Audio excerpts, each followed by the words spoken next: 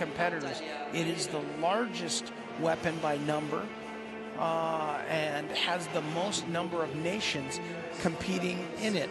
This is why it's going to be such a blow to fencing this year to not have an Epee team medal, because Epee team really rounds out the participation. This is a very strong Epee final. This person right here, the first athlete, is Jose Luis Abajo from Spain. He's had a very good year this year, finishing 5th in Montreal and 8th in the European Championships. His opponent is from Russia, and it's Anton Avdeev. Avdeev, strong year. 13th, his best result this year was 13th in the Grand Prix tournament in Bogota. He also took 25th in the Olympics in Beijing. On the other side of the tableau, we have Matteo Tagliarulo from Italy and Jerome Janet from France. Jerome here on the left was 6th in the Olympic Games in Beijing last year, while Matteo, well, that's your Olympic champion. So we have a very strong cast of characters to compete for this World Championship.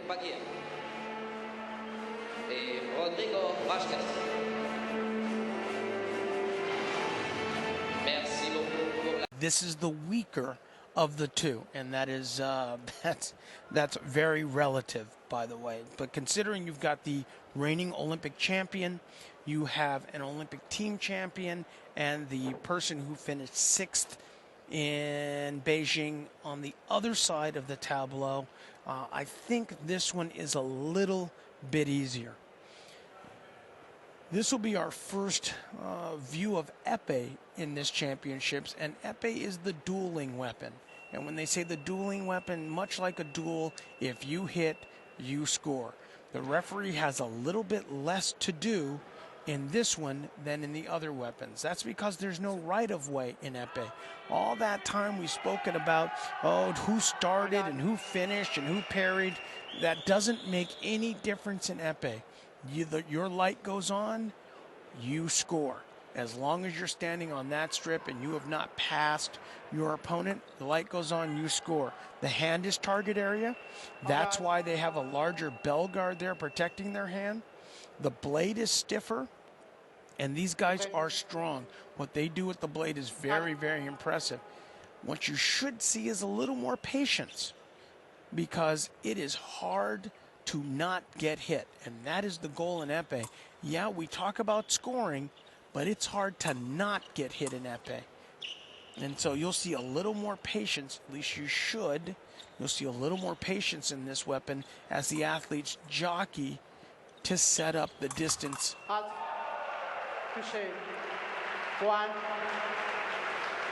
So Avdeev, the Russian, starts out with the first touch there.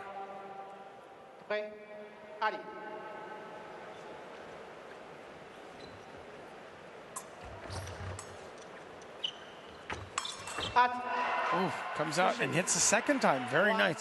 Believe he hit in the arm, the upper arm. And you notice these athletes are not wearing any lame, no vest, no metallic covering. You hit any part of the body all the way down to the toe. And that's why it's important that this metallic strip where they're fencing is grounded, because that foot is target, that hand is target, the head is target, and every place in between. Nice action from Avdeev. Because it's so hard to score one lights in Epee, if both lights go on in Epee, both fencers get a touch. Because that's so difficult, Avdeev having a 3-touch lead, that's huge in Epee. That's very important.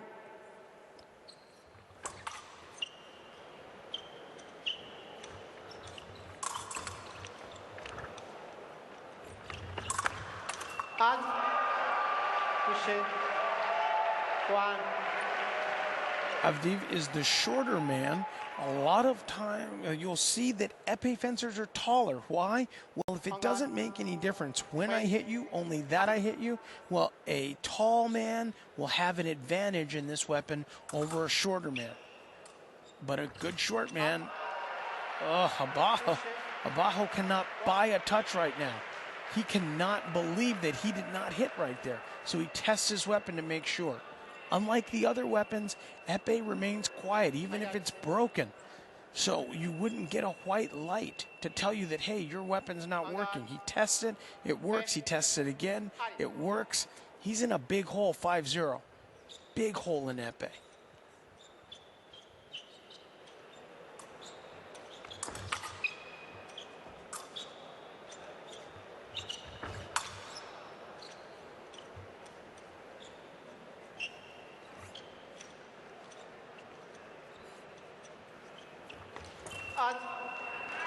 There's the first time Abajo's lights come on during the fencing phrase, and unfortunately for him, Avdeev hit as well. That's why both touches count. It's 6-1 now for Avdeev, and we haven't even finished half this first period.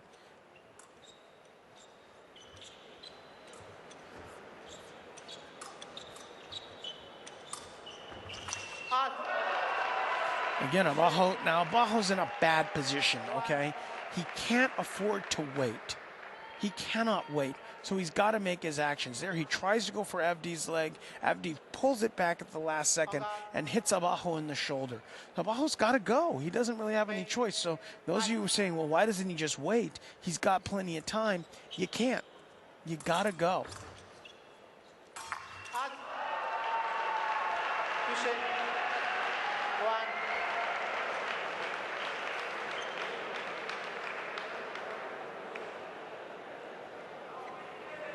Avdeev is scoring however he wants, offensively, defensively. His first touch was a parry and a repost. He's made attacks that have hit. He's made counterattacks that have hit. So, you know, Avdeev has done whatever he wants, and Abajo, the poor guy, can't turn on a light. If you see one in epee, that's a big deal. There you go, again. Now, Avdeev says, look, Abajo says, look, he stepped off the strip. That's one thing you cannot do in epee, or any weapon. You step off the strip, you cannot get the touch. Let's see if he's right. Unfortunately, it does not look like he's right. So the referee has gone to take a look at the replay. From what I saw there, it appeared that Avdeev was still in the strip. It could be Abajo's just saying, look, man, this thing's a boat race right now. I need to get a minute. And you can see there that Avdeev is off the strip after he hits. The question is, was he on the strip while he hit? The referee said, yes, he was. He stepped off after. It's touch stands. It's 9-1. Maybe Abajo took that 30 seconds and got his head together.